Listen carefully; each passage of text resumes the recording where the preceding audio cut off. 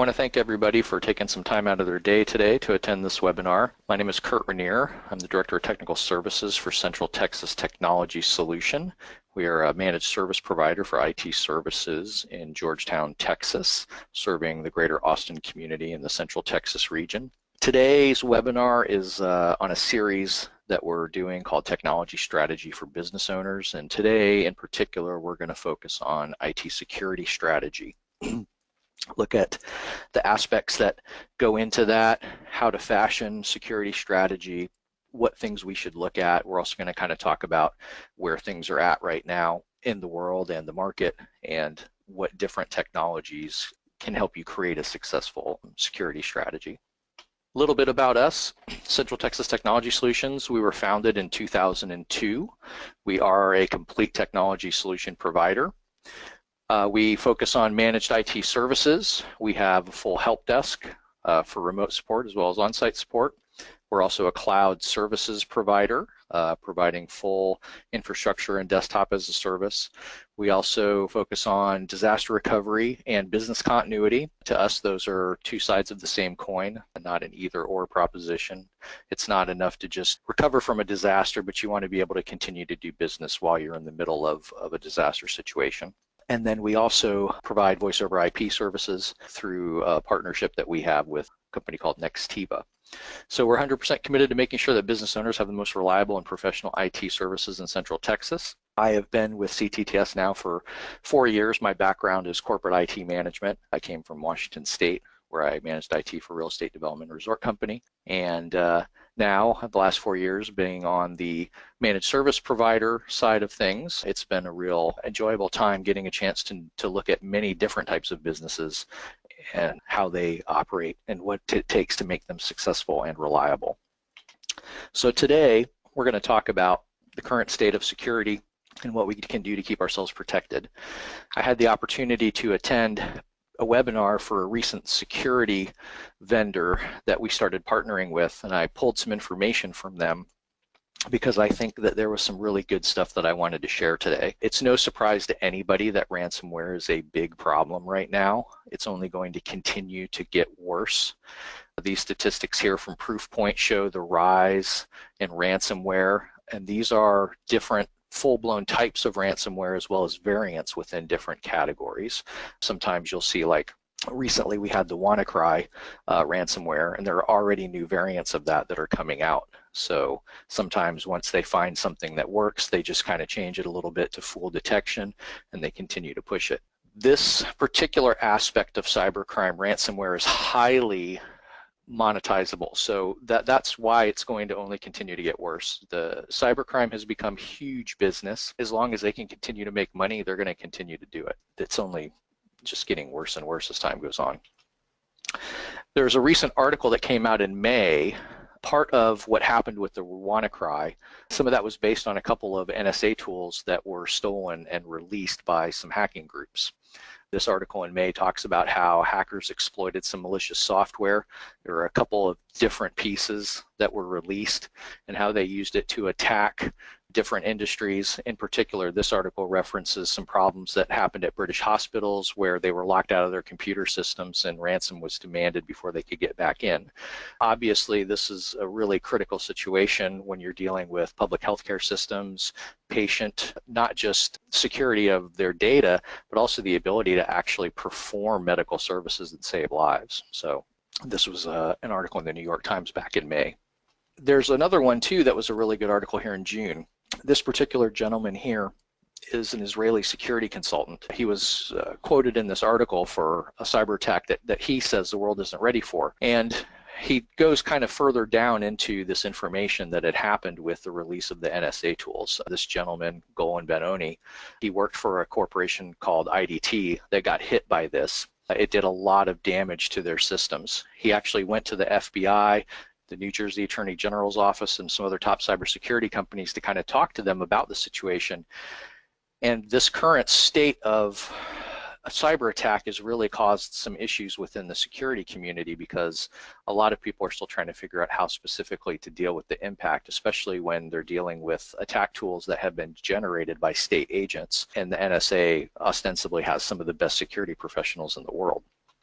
He talks about how the WannaCry attack, part of which they've tied to North Korea, used this particular cyber attack weapon called Eternal Blue that the NSA had developed. And they had actually used that to take advantage of an unpatched Microsoft servers to automatically spread that malware. Within 24 hours, they had spread it to more than 200,000 servers around the globe. And we're going to kind of talk about that as we go through security practices, and patching is a critically important thing too. It's very important to make sure that systems are patched properly so that these exploits, as soon as they're determined and fixed, can be properly applied to systems. He went on to say there another stolen NSA tool called Double Pulsar was used to penetrate computer security systems without tripping security alarms. And so some of these tools have come about since the tool that they used for the Iranian centrifuges to work on their nuclear weapons program to kind of sabotage that, which came out a few years ago in the news. So these types of attacks are getting more and more sophisticated. It's bad enough that professional cyber criminals develop these kinds of malware themselves, but then in a situation like this where they actually get their hands on something that's very high tech and cutting edge, it just makes the situation worse and worse. Mr. Benoni went on to say that there is a serious issue with this. They've also found that there are restaurants that are being reported hitting with similar attacks that are undetected by antivirus systems. And I thought this was of particular interest. He went on to say that there are YouTube videos out there showing criminals how to attack systems using these very same tools that were released from the NSA. And that's a very important thing to talk about. Cybercrime, there are different levels, just like within any profession, there are different levels of competency and different levels of skill. In the cybercrime arena, you have your serious cyber criminals that develop these tools, they research the exploits, they develop the tools, but then they figured out that in addition to that, once they do that, they can then turn around and quote unquote license or sell that technology to other cyber criminals that may not be as skilled. So there's an entire cybercrime ecosystem out there of professional criminals, of not so professional criminals, all the way down to some of these things you can just download off the dark web or off the internet itself. And high school kids can use some of these sophisticated attack tools and even see YouTube videos on how to use them to be able to hack and exploit systems. So, and like I said, this behavior is not going to stop anytime soon. As long as criminals can continue to monetize these attacks, they're going to continue to do it. It's a multi-billion-dollar industry right now. So current and future threats that we're going to go over, obviously ransomware, it's the first thing we talked about. That's the big thing right now. The latest projections say that ransomware will probably end up eclipsing most other forms of cybercrime because it is so easy to monetize. If somebody doesn't have good backup and disaster recovery, it's less expensive to pay the ransom than it is to try to basically redo everything from scratch, especially if there's critical business data.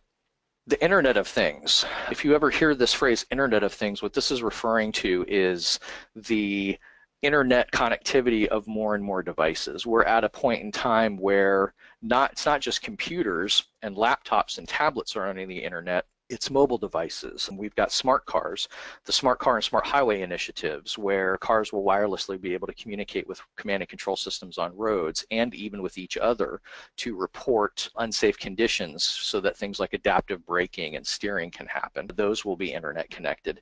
Networked appliances. I mean, it sounds kind of weird in this day and age that you can have a refrigerator that's connected to the internet that scans your groceries via RFID or smart tag and then can actually maintain an inventory and mail your grocery store when you need replacements and have stuff delivered. That's really not so far away. They're already working on those things now. More and more appliances will be internet connected. We already have a lot of wireless interconnection for things like thermostats, control systems for homes, home automation. So as time goes on, that's going to get even bigger. Healthcare. Telemedicine is on the rise, the ability to be able to do procedures with doctors that are remotely to medical facilities where the actual surgical machines are. That will become more and more common. So the whole Internet of Things, we're going to see a massive explosion, and it's already starting, of additional devices that are connected to the internet. The challenge with that from a security standpoint is that each of these different devices has their own type of operating system. They're more or less secured depending on how they're programmed and coded. If you happen to end up in a situation situation where you have any of these devices in your environments, then that's an additional security consideration to take a look at and make sure that you are protected from threats. Other threats, denial of service. There have been several high-profile denial of service threats lately. Most of these affect cloud providers where botnets, thousands and thousands of computers over the internet that have been compromised that are then used to attack other services.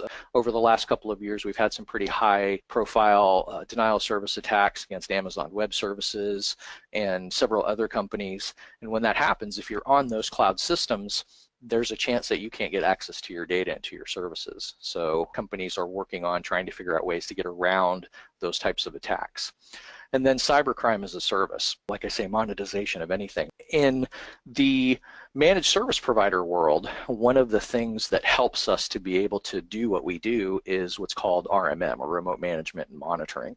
So that's a system where we'll have agents on machines that can report on critical issues, hard drives that are filling up, services that have failed, if there's hard drive errors or things like that that may indicate, we've got a hard drive failure coming up on a system. So this type of system helps us to be able to remotely control, monitor, and manage our managed services clients and make sure that we fix problems before they become problems. Well, cyber criminals kind of do the same thing themselves. They have these command and control systems out there on their own servers or on hacked servers, and then as they attack systems, those systems report back to these command and control servers and create what are called these botnets. And a lot of times what has happened is they will, as part of this ecosystem of crime, those that own the botnets will then lease those to other organizations or people who want to rent time on those to be able to attack other things. Maybe they want credit card information. Maybe they want to be able to roll out their own malware. So it's kind of crazy, but that's the world that we live in right now in cybersecurity, is that not only do reputable organizations that manage IT for other companies have these type of command and control systems, the cyber criminals themselves have developed these to be able to maintain control of what they've compromised and to be able to spread and monetize additional attacks. So how do we deal with all of this? I mean, there's so many threats out there. There's so many challenges. Sometimes it can be very overwhelming. And how do we make sure that we're protected? And the way that we do that is through what's called a layered defense. First and foremost, I want to say that there is no foolproof security from the internet other than pulling the plug. So in many ways, information security is kind of like a game of cat and mouse. The mice, the cyber criminals, find a way to get to the cheese. We figure out a way to build a bigger, better mousetrap to keep the cheese away from them, and then they figure out another way to get around and get to the cheese again. So it's a constant back and forth struggle. But just like in the old days, when kings and lords had their castles, they implemented the concept of layered defense there. You would have outer walls, you would have moats, you would have portcullis and drawbridge gates. Many of them were castles within castles. So if you managed to breach the outer wall and the moat and the portcullis and get inside the wall, then you had another set of wall to deal with archers, pikemen. So it took quite a bit of effort to get through every one of these layered defenses to get into what really mattered. And it's kind of the same thing with information security. No one defense is enough. The first place to start is with a security assessment. And doing a security assessment asks, what is it that really matters? What is it that we need to protect? How do we build those castles within castles? Maybe there are some systems that are more important than other systems that we need to provide more protection or security for. Kind of an example of that, when I was in the Navy, my last duty station up at the Trident submarine base in Bangor, Washington, I was on the auxiliary security force, and we worked with the Marine security detachment. And so when we were doing security drills or they were doing weapons moves or things like that, we did protect the entire base. We have a fence around the base, we have guards at the entrances, but in addition to that, we also had patrols that patrolled around the base to keep an eye on things. But for critical infrastructure and installations inside the base, we had dedicated security teams that was their focus. They guarded that particular installation that they were assigned to, because those were very sensitive. So if somebody managed to get through the front gate or the fence, get onto the base, avoid the patrols, and they wanted to hit one of these installations, then they had to deal with an entire other security team, because that was critical infrastructure, and so there was additional security that was assigned to it. So it's kind of the same thing with information security. We want to identify what matters, what potential threats that there may be, and how best to secure that. So those different layers within your information security structure, so first and foremost we have a gateway. That's usually like your firewall, some sort of security appliance that sits at your internet connection that monitors the traffic in and out of your network. Looks for suspicious behavior, could look for certain types of attacks that are well known. Also, you can use it to restrict what types of traffic are allowed in and or what types of traffic are allowed out. Another security layer is DNS, Domain Name Service. What DNS is, for anyone who doesn't know, the DNS is basically the post office of the internet. DNS tells computers how to find other computers on the internet when you're looking up information. Computers speak with mathematics, everything's binary, but as human beings we think in terms of names. So what DNS does is when you go to search for www.google.com in your web browser, DNS goes out and says, hey, what is www.google.com? And a DNS server will say, oh, well, that's this address here. And then it sends you on the way so that you can get to the place that you're going to find your information. There are specific attacks that can affect DNS. So one of the tools that we use is a product called OpenDNS or Umbrella, which basically keeps an eye on where the problem areas are around the world with regards to domain name lookups and things like that, and kind of block some of that information so that you don't get directed to bad areas on the internet. Another area of layered defense is antivirus, anti-malware. That can constitute protection for servers, for local computers, mobile devices, as well as even gateway protection. Many gateway devices also have antivirus built in this day and age. Anti-spam, we'll talk about that. So each one of these points we're going to talk about a little bit more in depth. Anti-spam is specifically for email protection, trying to knock down all the massive amounts of spam that's out there. Systems hardening, so if you do have a situation, let's say you have some sort of a database application and that database needs to be secured properly to prevent information from being extracted from it improperly. So there are ways to harden these servers and these systems to reduce the attack surface. And then probably one of the very most important items is policy and education. The weak link is always going to be the human element, people. We click on things we shouldn't click on. We are very subject to clickbait and going out and doing things that we shouldn't necessarily do.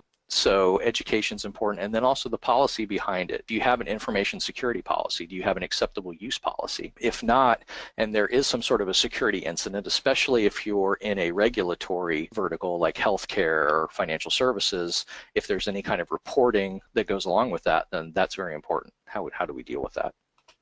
So really quick, we're going to talk about gateway and DNS.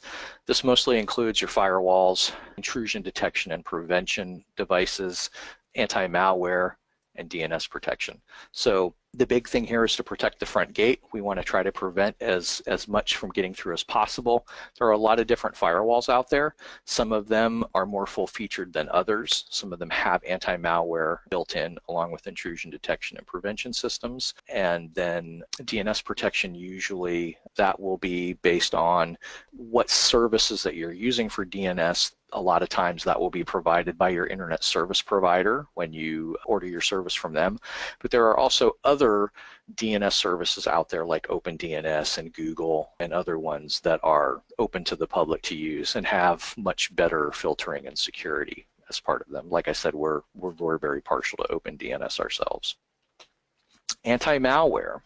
We just recently here at CTTS started partnering with a new security vendor because we've come to the conclusion that traditional AV is no longer effective. There are two different methodologies within the antivirus, anti-malware software community. One is called signature-based detection. The other one is behavioral-based detection. So signature-based detection is when a virus tries to get on your machine, and it's something that's been seen before. It's something that the antivirus software knows about. It has a signature. So whenever this tries to run, it checks its list of malware and it goes da da da da da da da. Ah, okay. Well, we've seen this one before. This is the signature of this particular piece of antivirus, so I know what it is, and I block it. The problem is, in this day and age, especially with the rise of zero-day attacks, signature-based detection is rapidly becoming irrelevant because so much malware is released into the wild and used within days, if not hours, to attack systems. So there's no way for the antivirus vendors to be able to reliably create signatures for these new types of malware. Often it takes many days, sometimes weeks, for the software to update themselves. However, malware does have certain behaviors associated with it as far as how it works and what it's trying to get to. And so rather than having to know specifically what this type of malware is, when you see software operating on a system in a certain behavior that you know is going to be sketchy, that's what the new generation of anti-malware software is dealing with. It's blocking these behaviors because they know that this is something that should not be happening, that normal software wouldn't be doing. So we ourselves, we're moving to that type of a model because we feel it's much better security in this day and age. Anti-malware also can have two different types of protection with regards to real-time protection, where it's monitoring processes that are happening live and in real time to make sure that something's not executing that should be, and on-demand scans. So if for some reason, you decide, hey, I'm not quite feeling too comfortable, I ran this thing, I'm not really sure what's going on, I want to actually run a scan on my machine and let it do that thing. And then some of the newer anti-malware have special features and capability with regards to ransomware protection, the ability to actually roll back in real time if a machine does end up getting compromised with ransomware. So that's another big thing that's relatively new in the market. Anti-spam, it's not antivirus. They're two different technologies and they're designed to do different things. Whereas antivirus, anti-malware is specifically geared to protecting systems, computers, your operating systems from attack. Anti-spam is specifically geared towards email services. So anti-spam does email protection. Important aspects of it are the ability to do quarantine management. You try as much as possible to weed out the bad stuff while not weeding out anything that is valid. And so if for some reason though something does get caught, you definitely want to make sure that you have quarantine management so that you can release that email if it's valid. Also the ability to do whitelisting and blacklisting. Sometimes I'm sure we've all experienced the wonderful emails from sales people or marketing people and you unsubscribe and yet you still continue to get them and get them. So one of the nice features there is if you need to, you can always blacklist that sort of thing. If you are having problems, where you deal with a marketing company or something like that that sends you stuff on a regular basis and it does get flagged, you can actually whitelist those email addresses or those domains, and so you don't have to worry about that getting caught anymore. Systems hardening and management. So really what we look at there is to secure systems with best practices. Make sure that we don't have things open that shouldn't be open. Patching is critical. Many years ago, Microsoft did a really great thing for the Windows world by implementing automatic updates. And so it's a good mechanism, but there are some that are better with regards to that. Our remote monitoring and managing solution that we use actually has the patching incorporated into that. So that's something that we govern a lot tighter than what Microsoft would just through the Windows. And then also the ability to do monitoring and management of those systems if for some reason something happens or if there's an application that has certain requirements that need more or less security, just depending upon what the company is trying to accomplish. Policy. So I want to spend a little bit of time here talking about policy, because policy is really important to your IT security strategy. Without a map, it's really hard to figure out where you're trying to get to or where you want to go. You may have a location or a destination in mind, but how are you going to get there? That's the challenge. So policy helps to bridge that gap with regards to IT security. An IT security policy is a document that a company has that basically lays out and says, hey, this is our approach and our methodology towards security. We are using this type of anti-malware, antivirus, anti-spam solution. This is our policies and procedures with regards to what happens if something does get through. If we're under regulatory requirement, how do we deal with any reporting that may be necessary because of that? Aspects of that security policy will also tie into what you see here with the bullet points on privacy and incident response, which I'll talk a little bit more about. So it's basically the Bible or the Holy Grail for security for your company. It provides a foundation so that not only do you have laid out for your company what your security policy is, but it's also something that your employees can also know where they stand, because part of that security policy is also an acceptable use policy. That's usually either built right in or it's an addendum. And what the acceptable use policy does is that document is more geared towards your employees and your staff. And it says, okay, These are the acceptable use cases. So we've provided you this IT equipment, this network, these systems to do your job, and this is what's required of you. This is to be used primarily for business purposes. Incidental personal use is fine if you'd like to. You want to check your webmail at lunch, go look at a website, look up some sports things at lunch or what have you. That's fine, but as long as it doesn't become detrimental to the business and to the mission that we're trying to accomplish. Acceptable use policy can also specify with regards to BYOD, which means bring your own device. Does the company issue tablets or mobile phones for its employees? That used to be the way that it was back in the day. Everything was owned and provisioned by the company and provided for employees. In this day and age, that's becoming more and more rare. Everything has become very commoditized with regards to mobile devices and tablets, and a lot of people are using their own personal equipment now for a business environment. How do you handle that? What is your policy with regards to that? So that also can factor into an acceptable use policy as like, okay, if you'd like to use your own personal mobile phone for work type stuff, that's fine, and this is how we do it. Normally in that type of environment, you would have some sort of a mobile device management software or platform that would be able to manage that. They would basically have to agree to allow that manageability, but then that would allow them the ability to access corporate data and information off of their phones. Also, there are some products out there in the cloud and file sync arena, like Autotask Workplace or Anchor or some other ones, where the apps themselves are what provides access to the data, and you have the ability to remote remove those apps if you need to off of a device if it gets stolen or lost or an employee leaves. So there's that kind of containerization that happens there for you to be able to manage your data in your business. Privacy. Privacy in the workplace is a much grayer area than it has been in the past. However, I'm not a lawyer and I don't play one on TV, but there have been cases over the years that have basically laid down the foundation that from an employer standpoint, these are their systems, these are their networks, their data, and therefore they own it. And when it comes to access to that, there is on corporate issued systems no expectation of privacy per se. So basically it's a statement that the data that is owned by the company, and the company has the right to review that data at any time that they want to. Now with regards to bring your own device, that's why we have mobile device management and the containerization, so that there's an ability so that that data is safeguarded on the device, can't be shared if the company doesn't want it to based on the policies that they set. But if somebody decides to leave employment, just the part of the company data can be selectively wiped without touching any of their information or their data. So there's definitely technologies and systems out there to be able to accommodate that. It's becoming the norm nowadays. Incident response. So if for some reason there is a breach, you get hit by ransomware, what type of incident response is required? For those under HIPAA regulations, that information has to go out. I'm not positive off the top of my head with regards to Sarbanes-Oxley in the financial services arena, but there may very well be that information that has to be reported based upon the nature of the industry that you're in. But just from an incident response standpoint, you also, as part of your security policy, want to know how you're going to deal with that. If we do get breached, how do we deal with that? Do we have the systems in place to be able to roll back any compromise of data if we get hit by ransomware? Or if we have a machine that's infected, what is our response to that in order to prevent that from spreading into other areas? So all of these things should be laid out in policy.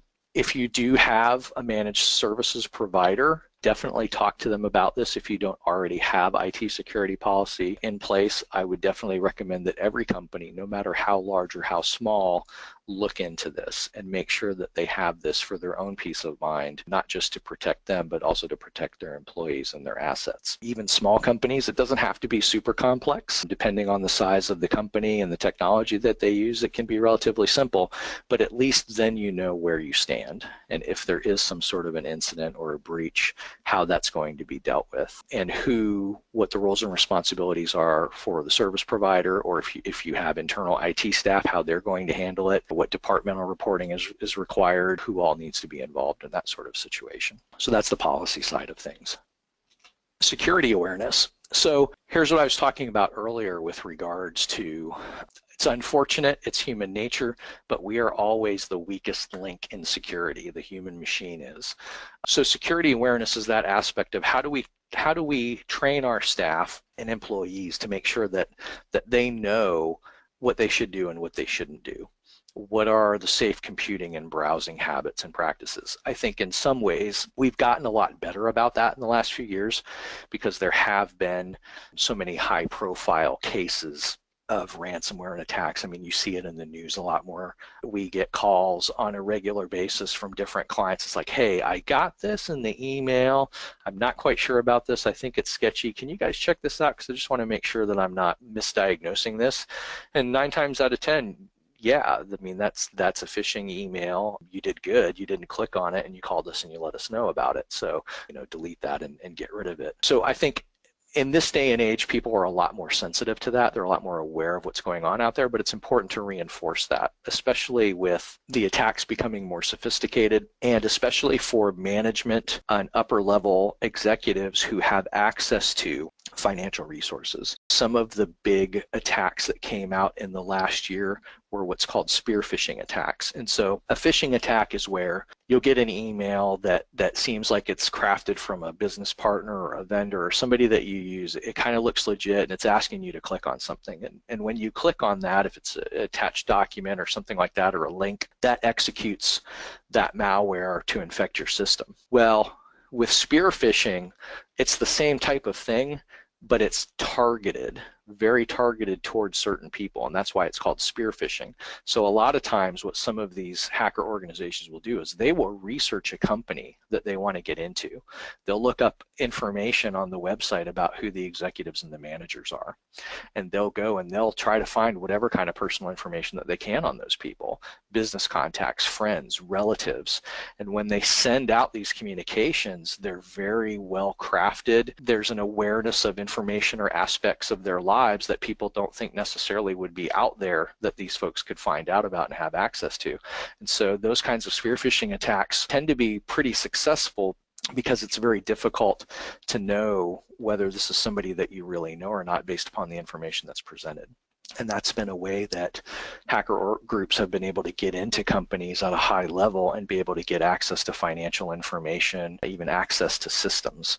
So definitely something to kind of keep an eye for. Social engineering is a huge aspect of all of this, trying to move and manipulate people's emotions and get them to click on links or click on attachments to be able to get systems infected. So from a social engineering aspect, it's one of those things where you always want to challenge and ask questions about the information that's being presented to you. Is this really legit or is this not legit? Sometimes social engineering, and it still happens in this day and age, you could get a phone call from somebody who's posing as a security provider or a systems engineer. There have been some in the last couple of years where folks will get a phone call. This is more in the residential, not in the commercial side of things, from people posing to be Microsoft employees, that they've detected a problem with your system, they need access to be able to get in there and fix it, and actually what they're doing is they're implanting malware, and unfortunately many people have fallen for that. So from that social engineering aspect, you always want to challenge and ask questions if somebody is particularly asking you about your systems, your security, what you use, and make sure that you vet those people. Usually for us, we always recommend that for any of our clients, if you have anybody that's asking about systems, about security, that are looking for any detailed information about your environment, to please refer them to us and let us take care of that, because we know what they're asking, what they're not asking, what's right and what's not right. And there are actually really good programs out there for security awareness that basically help train staff and employees on threat analysis, what's out there on the internet right now, and even has like little tests. Sometimes you can gear these systems to send emails to your staff and your employees to see whether or not they click on them. They're not really going to do anything bad to your computers, but it's just kind of one of those ways to be able to test and then do some retraining to make sure that people, and sometimes it can be a fun exercise too. You can kind of use it as a team building thing within the company to kind of see who does the best and who clicks on stuff. So you got to try to make things fun, because some of this stuff is pretty scary. So that's the security awareness side of things.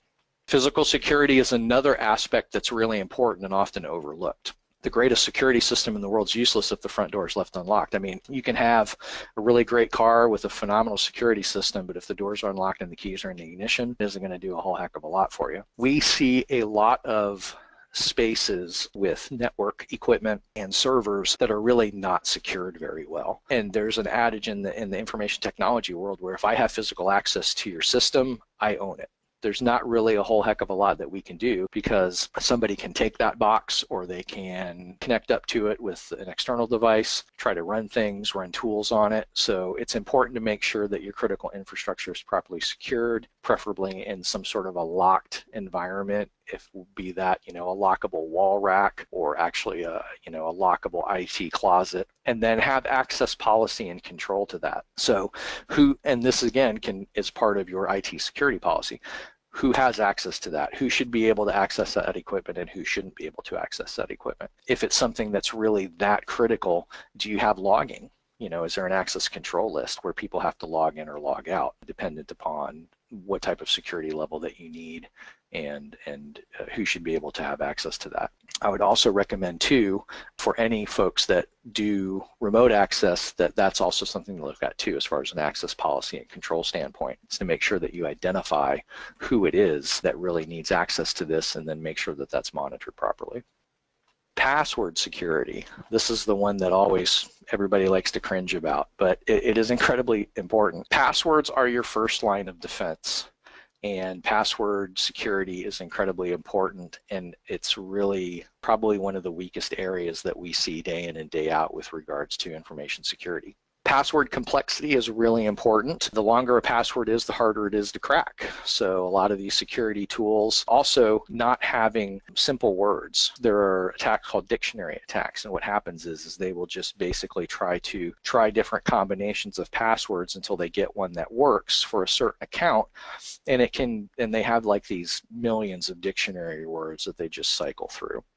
Unfortunately, when it comes to password complexity is kind of inversely proportional to password usability. So the more complex it is, the harder it is to remember and the harder it is to use. That's one reason why I really like to recommend what are called passphrases. With Windows, a lot of times if you're in a server environment, you have a minimum limitation. It has to be at least 8 characters or more. It has to be alphanumeric, and there has to be a capital letter in it somewhere. And it can't be part of your username. So if your username is John, you can't have John in your password.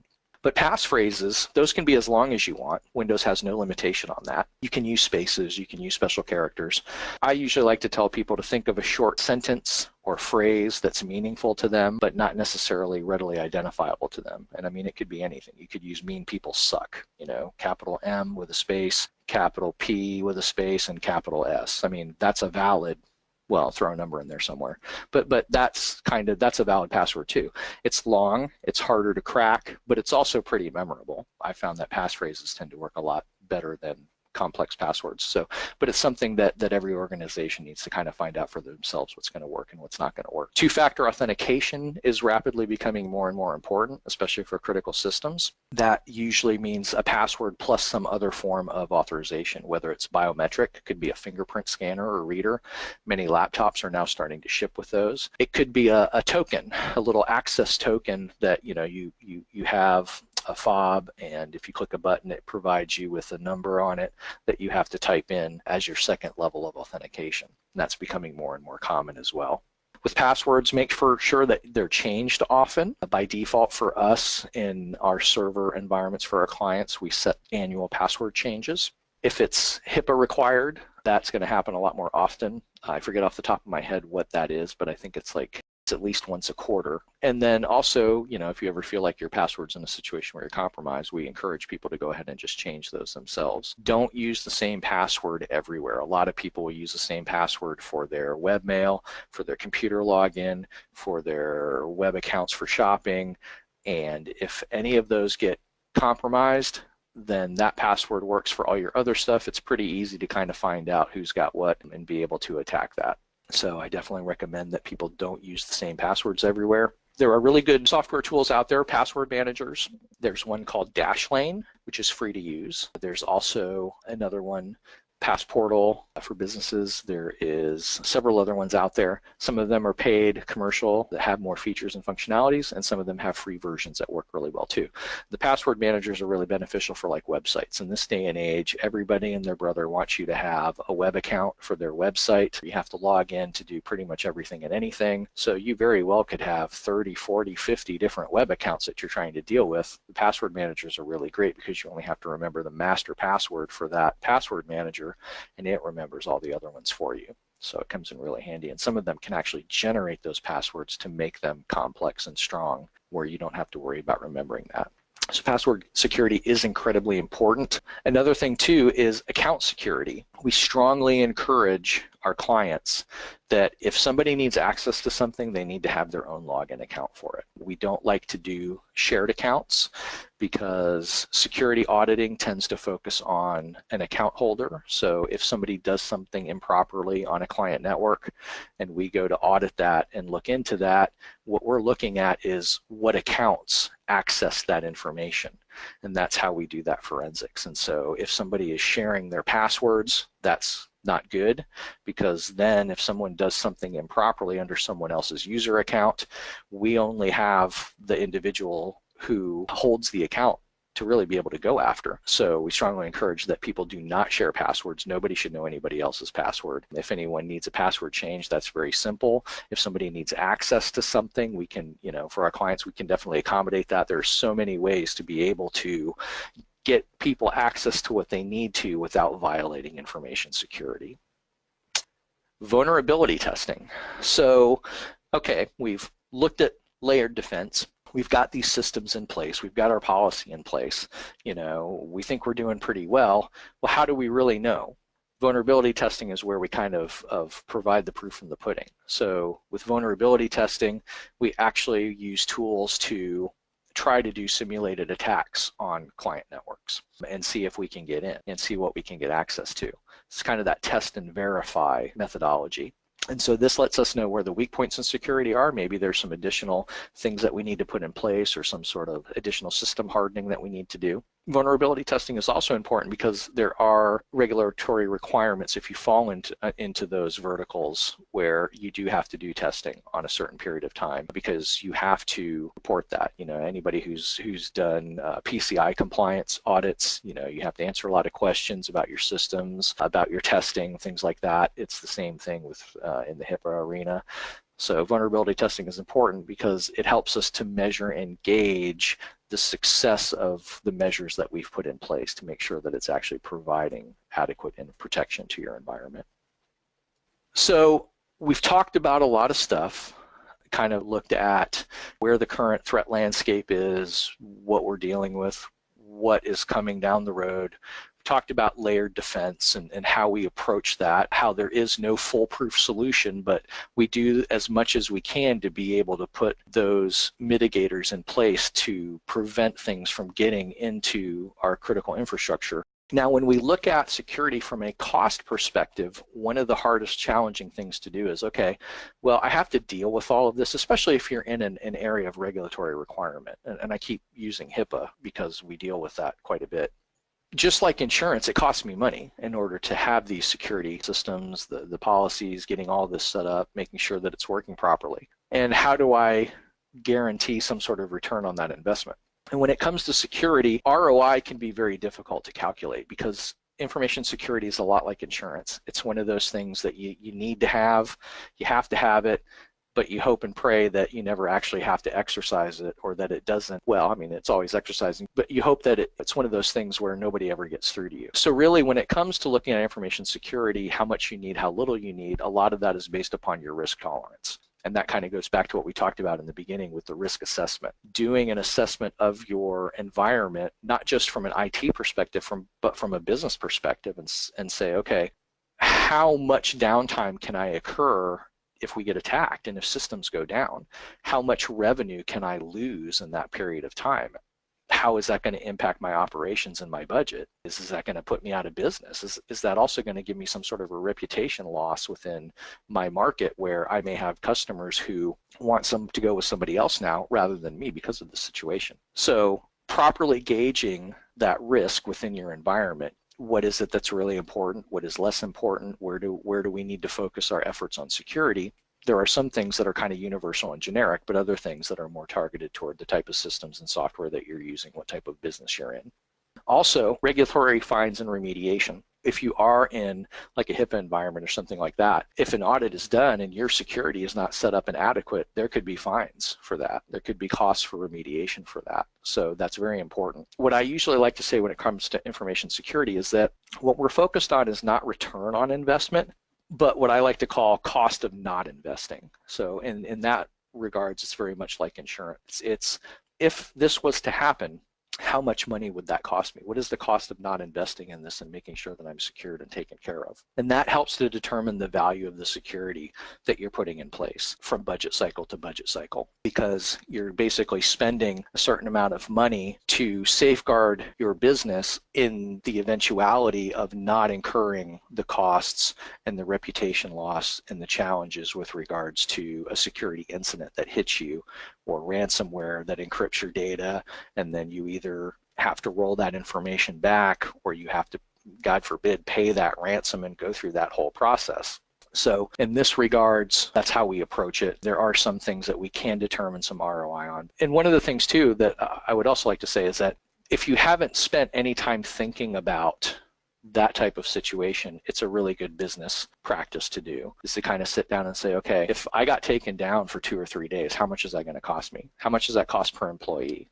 How much does that cost in lost revenue?